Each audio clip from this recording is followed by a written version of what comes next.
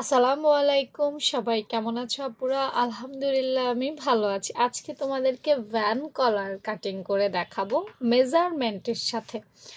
তো ভ্যান কলার কাটিং করার আগে চলো তোমাদেরকে ভ্যান কলারটা দেখতে কেমন সেইটা একটু দেখিয়ে দেই। হ্যাঁ, আমি জানি আমার আপুরা চিনে, তারপরে একটু দেখাবো। এই যে দেখতে পাচ্ছ, এইটাকে ভ্যান কলার বলে। অর্ধেকটা আসবে এবং সামনে খোলা থাকবে।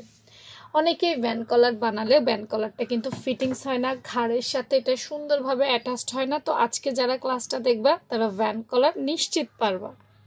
ভ্যান কলার বা যে কোনো কলার কাটিং করার জন্য আমাদেরকে কিন্তু বক্রম ব্যবহার করতে হবে, ঠিক আছে? বক্রম, এইটাকে বক্রম ভাবতে পারো, কাগজ আর বক্রম একই, ঠিক আছে? যদিও পানি দিয়ে ধুইলে ওইটা নরম হবে না, এইটা হয়ে যাবে, কিন্তু দেখতে একই।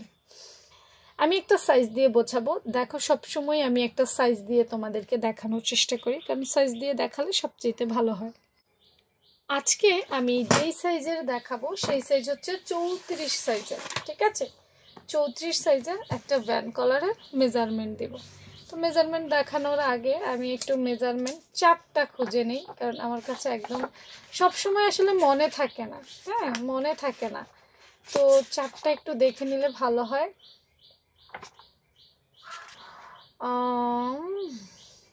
ওকে, 34 সাইজের জন্য আমরা ভ্যান কলার 12 ইঞ্চি নিতে পারি সুন্দর করে। কত ইঞ্চি? 12 ইঞ্চি। 12 ইঞ্চি লং। এইভাবে কোনো ঝামেলা নাই, দেখো খুব সহজ একটা বিষয়। এই যে 12 ইঞ্চি দেখছো নি, এতটুকু হবে আমাদের 34 সাইজের জন্য। তো আমরা 12 ইঞ্চি বরাবর এখান থেকে এখান থেকে ধরে এখান পর্যন্ত 12 ইঞ্চি নিব। এই আর চওড়ার ক্ষেত্রে আমরা 3 ইঞ্চি নিব। কত? 3 ইঞ্চি। দেখো লম্বা নিছি 12 ইঞ্চি আর এখান থেকে এখানে নিছি 3 ইঞ্চি। মানে বক্রম নিতে হবে তো, তাই না? বক্রম থেকে তারপর তো আলাদা করব, কিন্তু এর আগে বক্রম কতটুকু নিব সেইটা যদি না করি কেমনে হবে?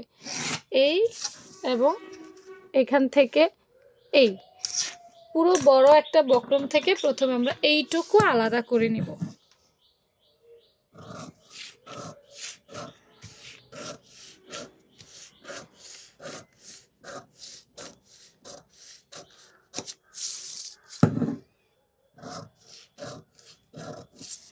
আজকের সাইজটা কিন্তু 34 সাইজ, 34 নেওয়ার পর আমরা এটাকে ভাঁজ করে ফেলবো এইভাবে,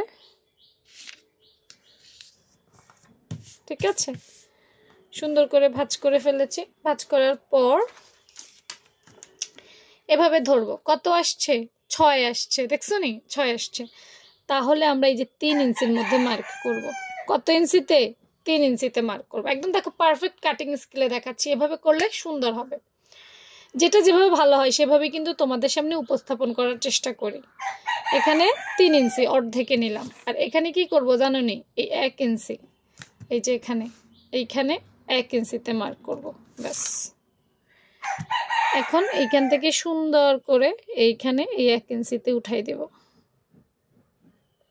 সুন্দর করে রাউন্ড শেপ করে। চলো কেটে ফেলি।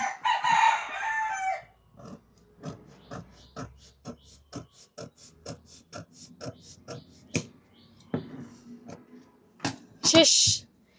এখন চওড়া একটা, তুমি কতটুকু চওড়া নিবে?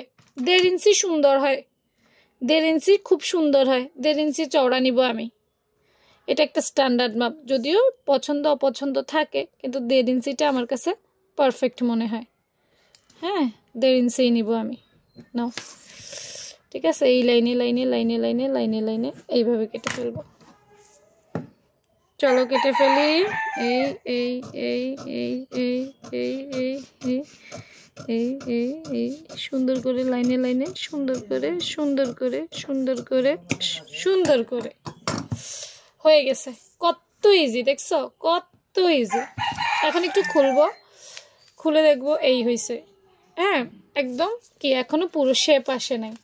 এখন আমরা যেটা করব সেটা হচ্ছে যে এই যে মাথাটা আছে না, এটাকে একটু শেপ দিব, তাইলে বেশি সুন্দর হয়। এইভাবে একটু রাউন্ড শেপ দিয়ে দিব, তাহলে আমাদের ফুল একটা ভ্যান কলার লুক আসবে। এইভাবে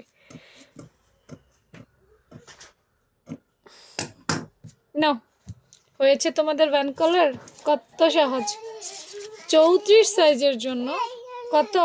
34, 3, 4, 34 সাইজের জন্য এই ভ্যান কলারটা একদম পারফেক্ট একটা কলার। এখন আসো, এখানে ফিনিশিংয়ে কিছু প্রবলেম আছে।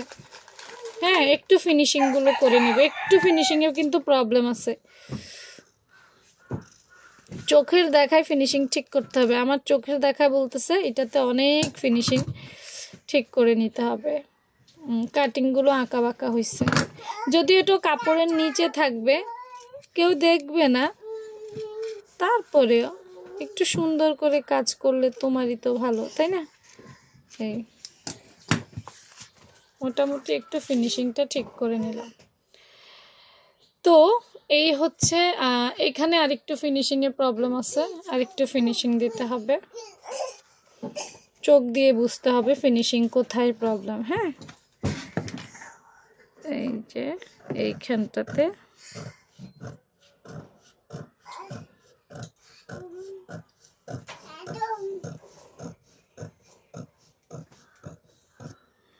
ওকে নাও, আগের চাইতে আরেকটু ফিনিশিং আসছে। এভাবেই আমরা আমাদের ভ্যান কলার তৈরি করে নেব। তো ভালো থাকবে এবং সুন্দর সুন্দর কাটিং মেজারমেন্ট দেখতে অবশ্যই কি করবে, পেজটা ফলো রাখবে। আর কোন সাইজের দেখতে চাও সেটাও জানাইতে ভুলবা না। নাও, এবার পিওর ফিনিশিং আসছে। তোমাদের চোখে লাগছে কিনা আমি জানি না, একটু দেখো। এবার একদম পিওর ফিনিশিংটা এসে গেছে। ভালো থেকো সবাই, আল্লাহ হাফেজ।